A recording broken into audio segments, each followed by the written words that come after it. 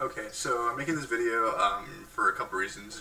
One is just for people who are going to be moving from Autodesk Eagle to Autodesk Fusion 360, or just for people who are going to want to access the 3D models of PCBs that are made by those people.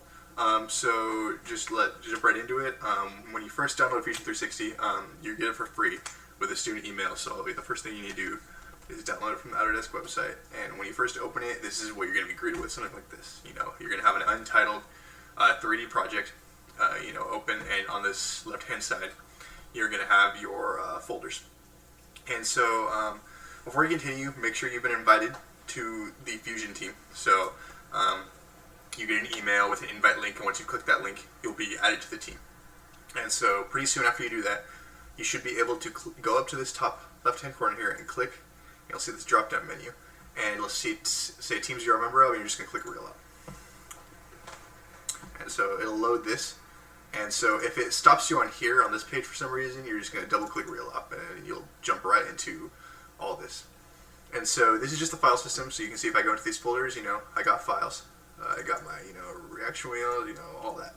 And so the first thing I'm going to do is I'm going to give an example. So if you are transferring a PCB that you already have made on Eagle and you're moving that to Fusion, here's the process that you're going to do. So I'm just going to make a new folder, and I'll call it test. And I will go into test. And so this is where I want my files to be. And so what I'm going to do first is click upload, and then you click select files. And I'm just going to go and, I am in, I've done this before, so I automatically found myself in the Eagle file, the folder where I keep my Eagle files. And if you don't know where that is, by default it's going to be in Documents, Eagle, Projects, and they should all live here. And then you go into your individual project and you should see the relevant files. But I keep them somewhere else. So for me, they're in this folder. And so here's what you're going to do. You're going to see a lot of these files, and you're just going to click, your board, your .brd file, and your .sch file, both of those, and you just make sure that the file extension at the end is .brd and .sch, and you hit open, and then it'll upload them both.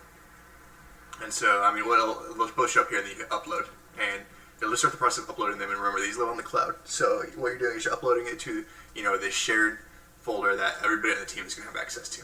And so, it'll just take a second to upload. Just we're waiting.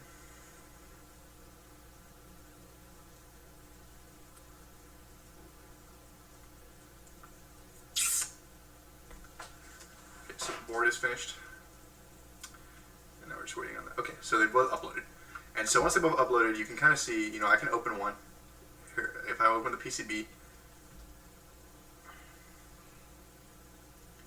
I get the PCB, and the same thing would happen. I open the schematic, and it should open in a second. Oh, I can see it. Okay, so it'll open. Alright, and so I can flip between these two tabs, but if I want changes in the schematic to update in the PCB, like it does in Eagle, if I try and, the switch button's up here, and if I hit switch, it just kind of sits there, and nothing happens. I get this warning: please open and create an electronics design. And so an electronics design is what's different in Fusion from Eagle. So an electronics design is some completely separate file that Fusion uses to link your schematic and your PCB files. And so there.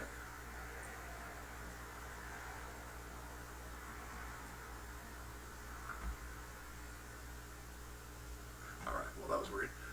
So yeah, I'm running a couple things in the background, so I might have a little hiccups along the way.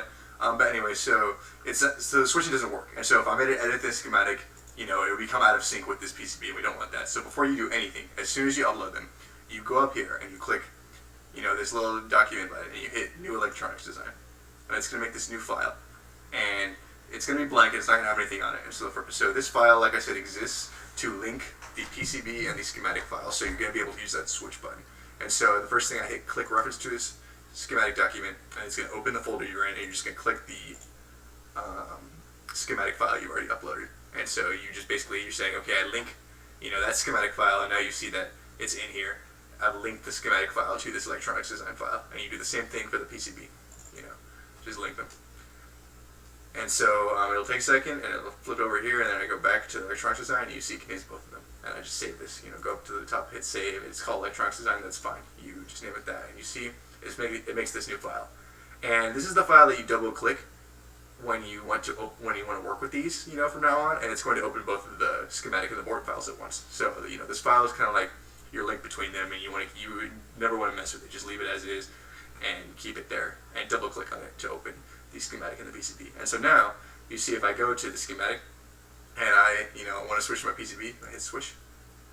It works now, right? There's no warning. And so, you know, everything will work, and it works exactly the same as it does in Eagle. And so your boards will be synced, which is important. And so the final thing that you're going to want to do is, you know, when you finish the board design, you know, you have your PCB, and it's here, and you want to make, you know, the whole point is, you know, one of the main points of switching to Fusion is those 3D files. And so what you're going to do is you're going to see this other button here, View 3D PCB. And so the first time you click this button, it's going to take a second to load. Because basically what it's doing is it's generating a 3D model from your PCB. And so it'll take a second. You see it's computing, you know, updating graphics, that kind of thing. And so now you have this 3D PCB, which is super cool, right? So it's basically made a PCB, you know, in 3D from the file we made. And so this is a full-blown Fusion 360 3D CAD file, which means that you can take this and put it in other Fusion 360 designs, you know, an enclosure or that kind of thing.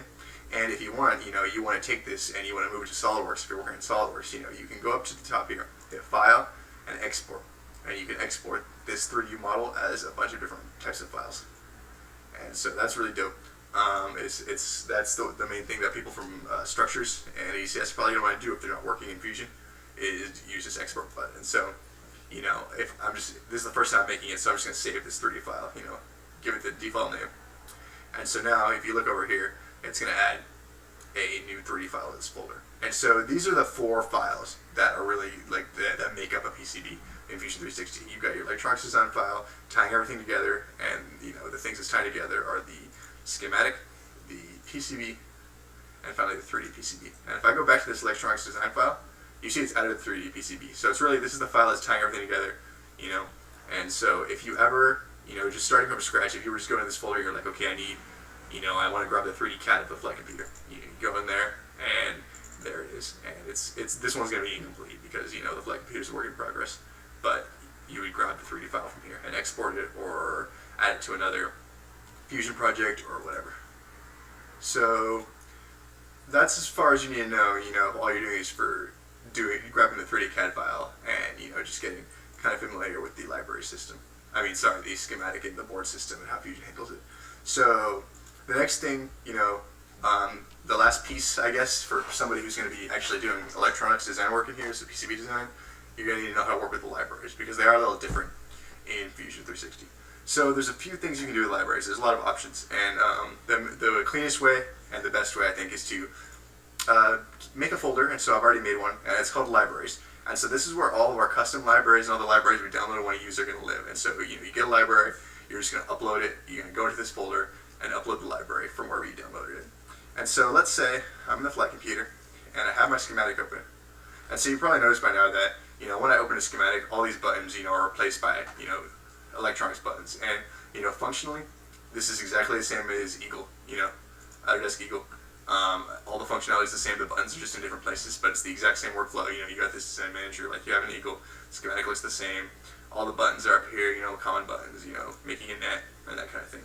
But so if I want to add a part, and I've just moved this schematic from my computer, it's not going to have access to the libraries I used. I might have access to some of them because there's some example libraries that Fusion comes with, but it's probably not going to have all of them. And so what you're going to want to do first, when you first start getting to actually editing a schematic file, is go to Open Library Manager. And you're going to see that all the libraries that your design is referencing. And so this is, like I said, these are libraries that your design is referencing. So libraries that you don't have will still show up, and they will have like a little warning set next to them. And that means the library, you know, the design wants to use something from the library, but it doesn't have a library to look at because all it knows is the library name. And so here's what you're going to want to do. You're going to want to go to, first you're going to find those library files on your computer. and they're usually in documents, Eagle, kind of where I showed you where the projects were. And you're going to take those libraries from the documents folder and upload them to the libraries folder I just showed you. The library icons, they have the .lbr file extension, and you're just going to upload those to the libraries folder that I showed you earlier.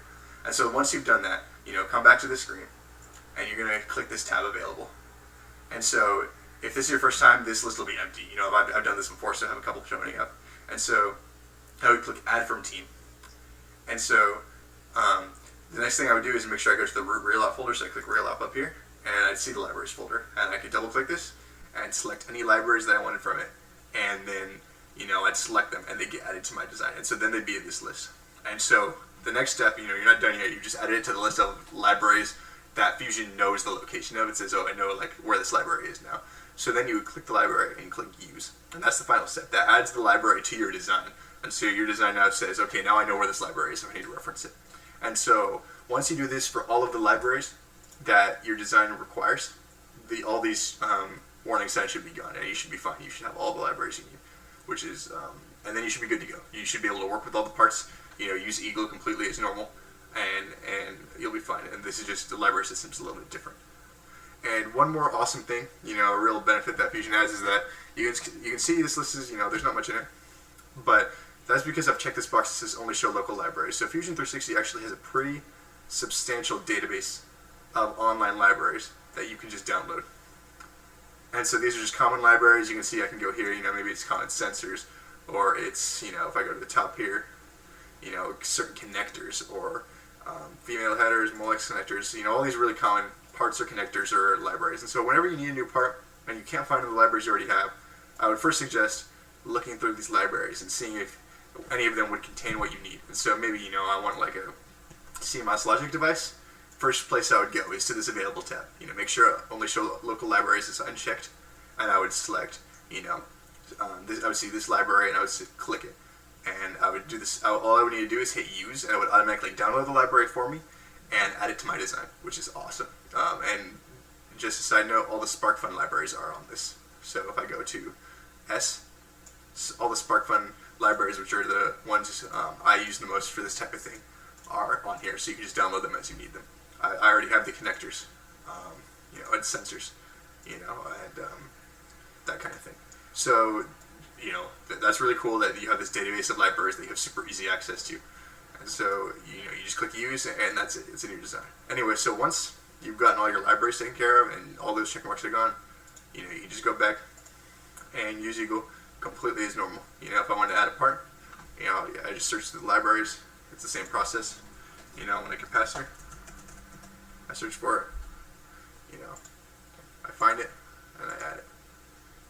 And there it is, and I just add it. It's for the most part, it's exactly the same as Eagle, just all the buttons are in different places, functionally identical.